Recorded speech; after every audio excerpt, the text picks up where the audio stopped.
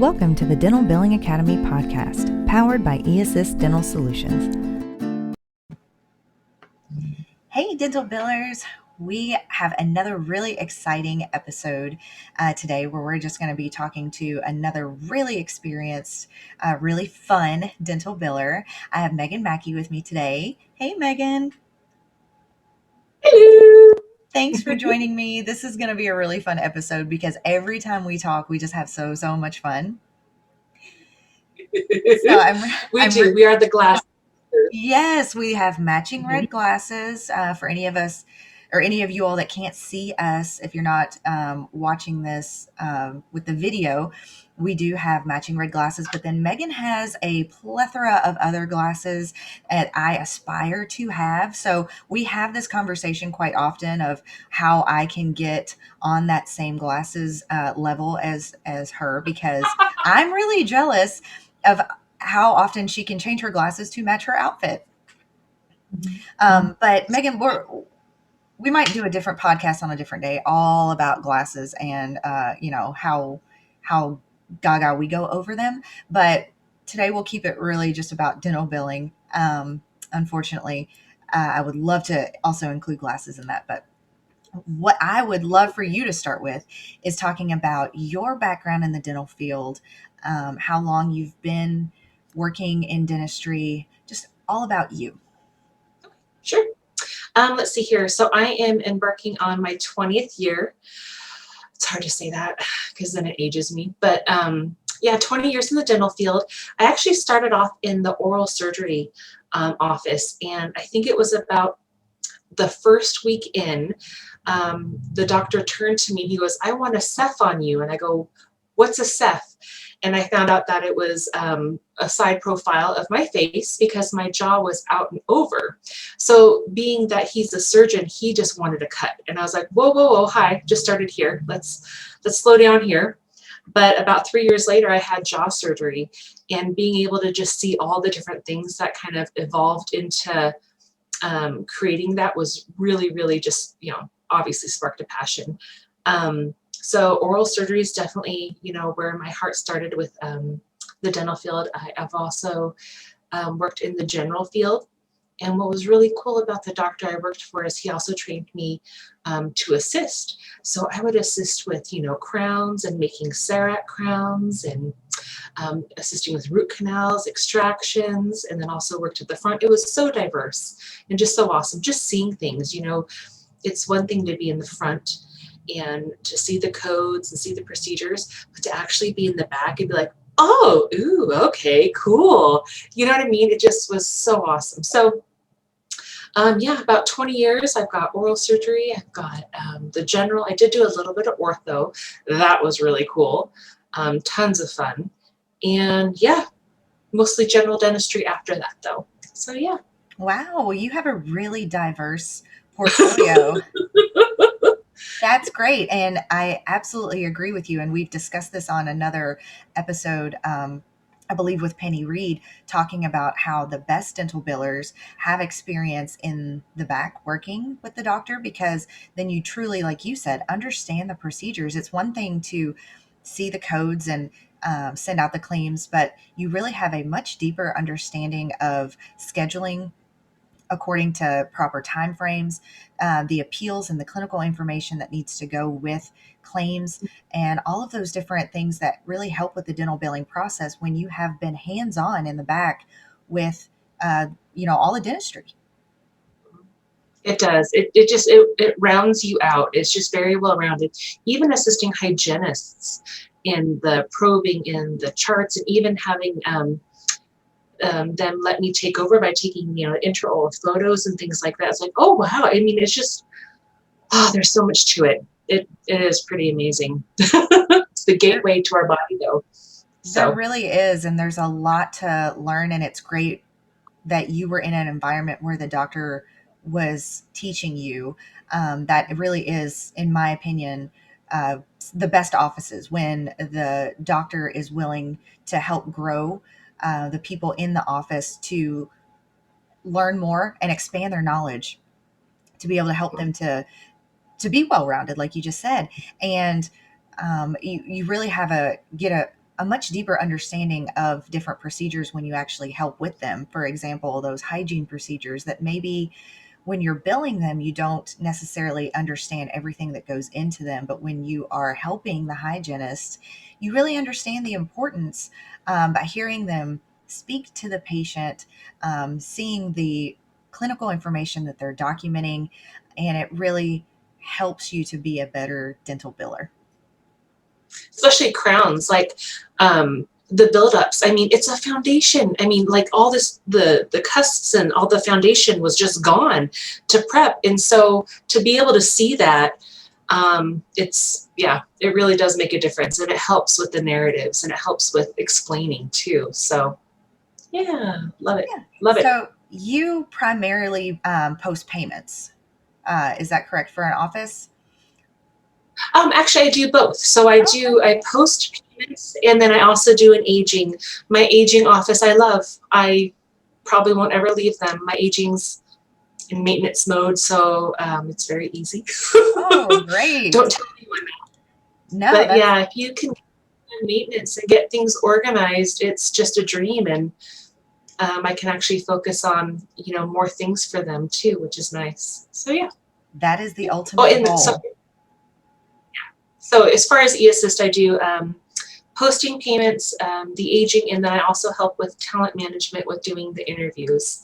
So yeah, of people who are coming in to eAssist. So yeah. Yes. So if you are interested in a job with eAssist, which is a remote dental billing company, you may have the opportunity to speak with Megan. And if you do, lucky you, because she is just a, so bubbly and so fun. But let's start with the posting payments, since that is what you do for one of your offices. So, what are the best practices, in your opinion, for how soon you post an insurance payment after the office receives it? Okay. My situation is a tad bit different just because I was helping form this office and their processes with an office manager who does not have any dental experience. She's actually the spouse to the dentist. So we were able to create a way to help with her in seeing all the payments and reconciling them. Um, but generally, I post payments within 24 hours after receiving them. My situation with them is a little different because I am doing a little bit of the accounting side, and they're 99% EFT. This office, it's everything's EFT. So I get the information off of the bank account. There's a shared bank account that they allow me access to that only sees deposits. I can't do anything else aside look. And so what I do is I put those onto a spreadsheet for them, and then I pull the EOBs, and then I post them specifically for her with the bank account name, because there's two banks, the bank account name, the insurance name, the date that it was posted into the bank. So I really created a special situation for her specifically to help and just to give her, success with it. So some days, I have to pull all the EFTs and then I post them, but I do post them within 24 hours. So yes, most definitely. This one's just a little bit different. Yeah, yeah. Well, do you find that that is really the most beneficial time frame, 24 hours? And you know, why do you think that doing it that soon really benefits the office? Well, one, it shows them the hard work that we're doing in getting the money back in to their office, especially when you first start with an office. With this office, when we first started with all of the claims that were over 90, the person who did the aging, within, I want to say a month, like $40,000 just right on in. And so I don't want to delay. I don't want to get the payment and have it sitting there and have the office not see the work and everything that we're doing. So when they see those payments coming in every day, it's elation. It's gratification. I don't know. It's one of those, my personality is the type where I like the check boxes. It feels so good to check off a box and to complete something. So I see it as the benefit of them seeing what's happening with their aging and with their collections. It helps them. I mean, that's the lifeblood of their office, you know? And for any of the dental billers and offices that aren't using any type of remote or outsource company to help with um, any of the dental billing or insurance verification, it still is very important to post those payments, whether they're EFT or their check, in a very timely manner, preferably within 24 hours of receiving them. I don't know if you have seen the same thing, Megan, but what I've seen is sometimes office managers or whoever is responsible for posting those payments will get checks in and maybe open them and then set them to the side. And, things happen day to day, and those payment postings may get put off to the next day or the next day or the next day. Well, the longer they sit on your desk, or if you've put them in a drawer or anything like that, the higher risk you have of losing them, or if they are EFT payments and you lose track, especially the EFTs that are posted daily, Mm-hmm. MetLife and Delta, you may forget the last time that you pulled EFTs. And so you go in to grab some and maybe you don't grab all of them. And so there are payments that you haven't posted to patient ledgers that need to be posted. And then you're creating more work possibly for yourself on the back end by following up on claims that are already been paid, but you missed the EFT because you weren't following up and pulling those in a timely fashion. And I do let my offices know, because sometimes they're under the impression that I should wait to scan and send them or send them checks once I have more than one. And I was like, no, if you have one check, send it to me. If you have, 10 checks, send it to me. Don't feel bad. We had an office who I, you know, I'm scanning it. I swear it's like 100 pages. No, no big deal. Put it in there, scan it, and let it go. One to, however many. Please, if you could do it daily, it really makes a difference. It really, really does. And it keeps the rhythm going of the office, because then they go to sending out their statements. It helps with insurance verification. I mean, it really is all one system, kind of like the body. We all have our parts to help work to make this company run. So yeah. Yeah, there are processes that are very in sync with one another. So, like you said, they build on each other. They're like puzzle pieces that fit together. So, if you are accomplishing a few of the processes very efficiently, but allowing one to kind of drag you down or you put off, that will cause a kink in the whole system, and you will not really achieve really operational um, excellence in your practice until you can be efficient in all of those processes that all really fit together. Yeah, and I will say, working in an office and having to post payments, having to check patients in, having to answer the phone, having to verify insurance, having to deal with random weird requests, or even run in the back real quick to perio chart. If my office would have had eAssist, it would have made my life so much easier. I can't tell you. I mean, if people just knew the relief and the release that they can give up, it yeah, makes a world of difference. There Because are trust there's me, I've been there at the front office wanting to there's so many cry. things that dental billers and front desk administrators have to deal with every day, like you just listed off. So things like posting the payments regularly or following up on the insurance aging regularly are things that can be outsourced to really help, like you just said, because then it allows you to focus on all the other things, and make sure that you're not missing, like I said, any potential payments coming into the office. Those are very important for the doctor. So Well, denials. I mean, how many times have you been so busy and you see a denial and you're like, I want to fight for that patient, but gosh, and then something happens, and you forget. Whereas I'm going in and I have all these appeal letters, and I love fighting with insurances because, come on, the patients, they pay for this benefit. Just give up the $100, seriously. You know what I mean? So I love going after that. And it's just lifting something off of the office. Let me take that burden for you and let me get you paid. You know what I mean? And then when you get an appeal paid for, it's even a year old, and you're just like, look at this. Oh my God, look at this. You just feel good. It's like, let's do another one. So yeah. Well, you sound like you're very, very motivated to work towards the goals of your Yeah. office. So talk to me about how you stay motivated like that. Um,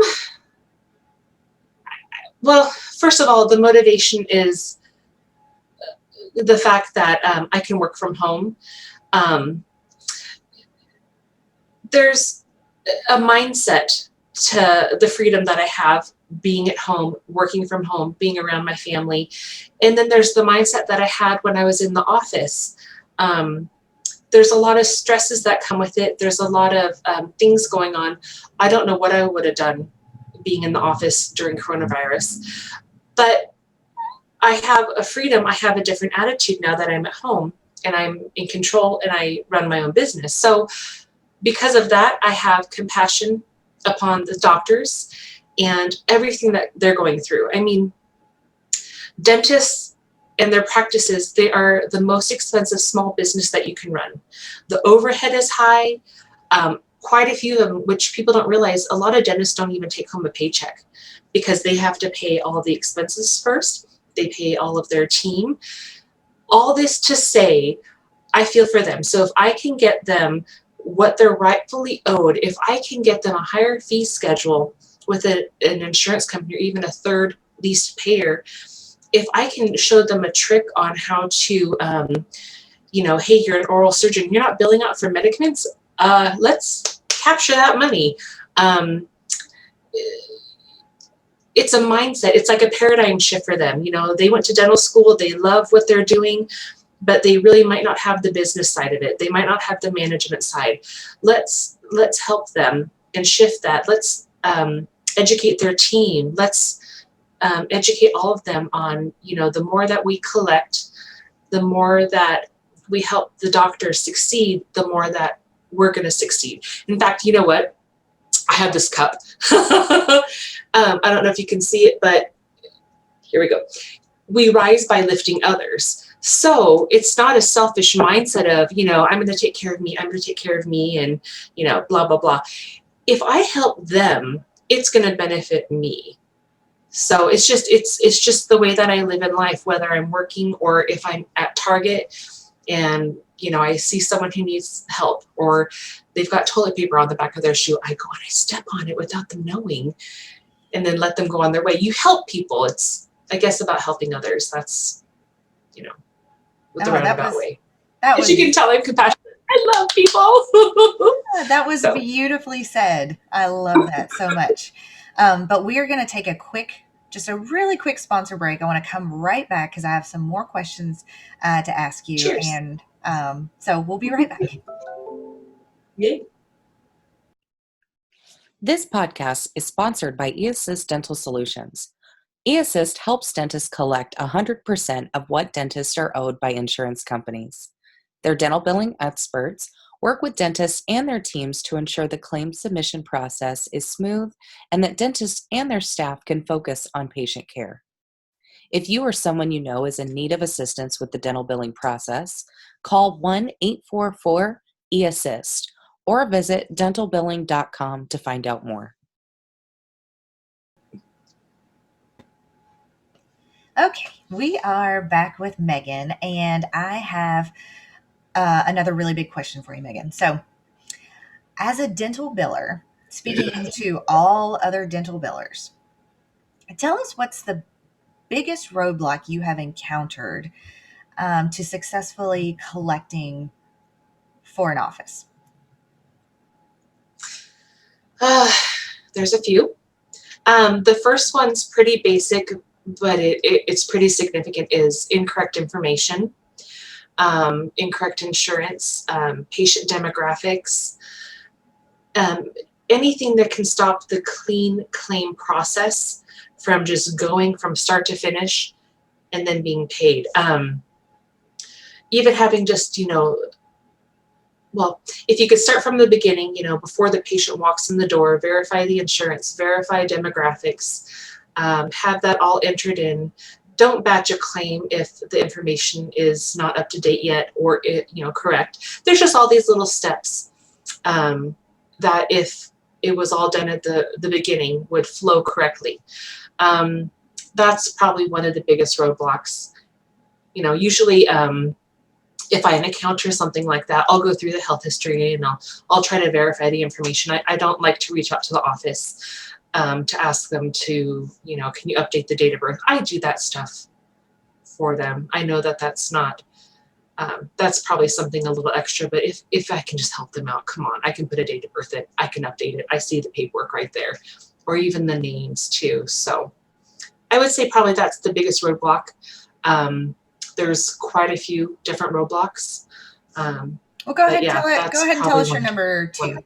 Let's hear your number 2. Oh, well, my number 2 is going to play into, I guess maybe a lot more that I have going on, but I would say when you receive the payment, making sure that you were, or the doctor was paid on the correct fee schedule. Right now, one of my big roadblocks is I have a third, at least third payer. I don't want to say their name just because, and all of the payments are coming in under a wrong fee schedule. We don't even know who the fee schedule's through. It is so low that it's causing, our provider to not be reimbursed. I mean, it's like half of the reimbursement. So that's a huge roadblock, but that's why we're there. That's why we have the time to concentrate, look at that EOB and see what's going on. Whereas if I was in the office, I'd see that, I'd, post it and, oh, someone else is coming in. Okay, great. Oh, yep, I did post that one. I mean, you might miss that. And then here, half the production is gone and this isn't even correct. This is something that needs to be followed up on. So that just knowing your fees, knowing your payments, knowing your schedules, keeping, I guess, the office's best interest at heart and just not, posting a payment and going to the next one. It's kind of looking at all of it. Oh, did are their fee schedules incorrect when you're posting the payment? Did the insurance allow a little bit more? And is the fee schedule incorrect? And then am I reimbursing the ledger that? So there's a lot of different roadblocks. I think I kind of went off on a tangent on that one, but so yes. No, you touched on a couple of really great and very, very common issues. And for, dental billers out there that work in offices, if your office is a little bit slower and you have dedicated time to post payments, that is ideal. Or if you are on a team where you can step away, maybe into a financial coordinator office or something similar to sit and concentrate on posting payments, that is ideal as well. Like Megan said, there's so many things going on every day that there are things that can get missed by dental billers posting payments if you're upfront doing it while the phone's ringing, while the patients are walking in, while the patients are walking out, while the clinical team is coming up and asking you questions and telling you that you need to schedule the next person coming up for another appointment. That the next patient's ready to go over a treatment plan. I mean, there are just a laundry list of things that can interrupt posting and cause you to miss, like Megan said, some really important things on an EOB. And so there could be roadblocks that you don't even realize that you need to overcome in those situations because you didn't even recognize it as a roadblock, and you may not recognize it until it's too late, until the doctor comes to you saying, Megan, why are the collections so low this month? And then you go back through looking at EOBs and realize that the insurance is reimbursing you half of what they should have. So being able, however you need to structure it operationally, to set aside dedicated time to post those payments, again, in a timely manner from when you receive them, is very important to be able to pay attention to that detail. Mm-hmm. Yep. Yep, a lot of details. You're very right. Yeah, so I really appreciate you bringing up those two roadblocks because that is really fantastic to acknowledge, and how that um, lack of attention to detail can really cause some issues. Hmm.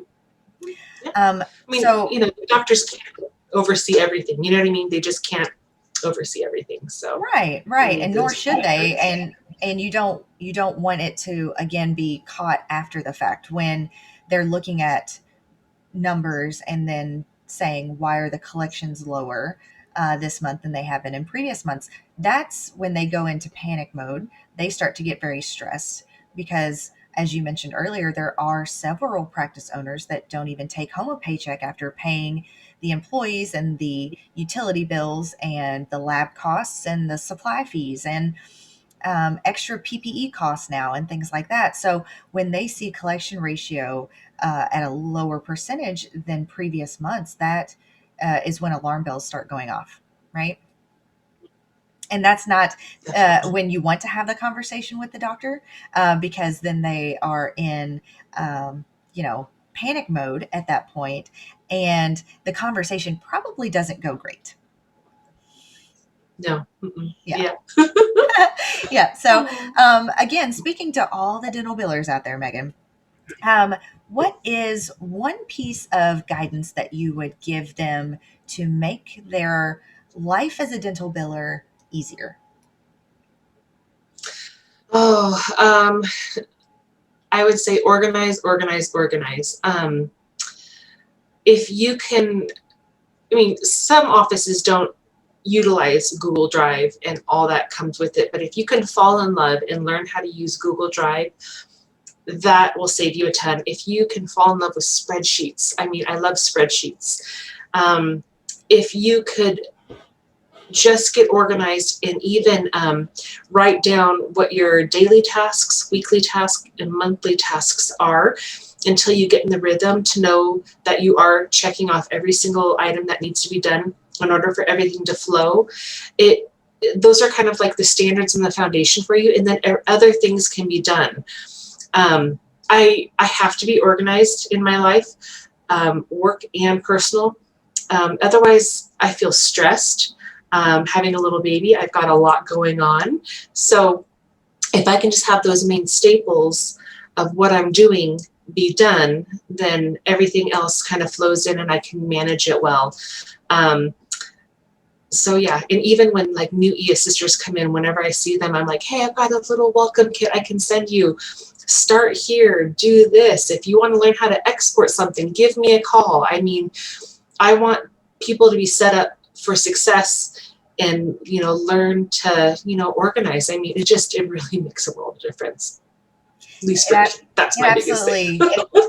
absolutely does, and a clear space helps to have a clear mind. And I am a huge proponent of organizing. I've watched all of the organizing shows and read all of the books. I know how to Marie Kondo. I know how to home edit. I know how to rainbow organize things. Like, I love it. I, I am the same as you, where I keep a notebook right here to write Mhm. my tasks down. It also helps to prioritize things. I've talked about this on another episode of Dental Billing Academy, but it's worth repeating that writing down the tasks that you have that day and being able to mark them off, but also it helps to prioritize them, because there are some tasks in your day that can feel it makes the day feel very overwhelming, but truly they're not urgent, and they can be carried over to the next day or the next day.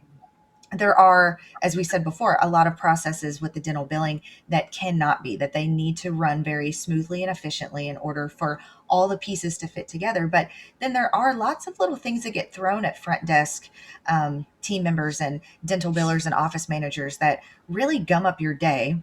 But things that can be pushed off until tomorrow, and having a list of everything that is needed from you that day helps with that, helps to make sure that you don't spend a lot of your important time in the day focusing on the things that maybe aren't going to be profitable for the office or best for patient care, or anything super important.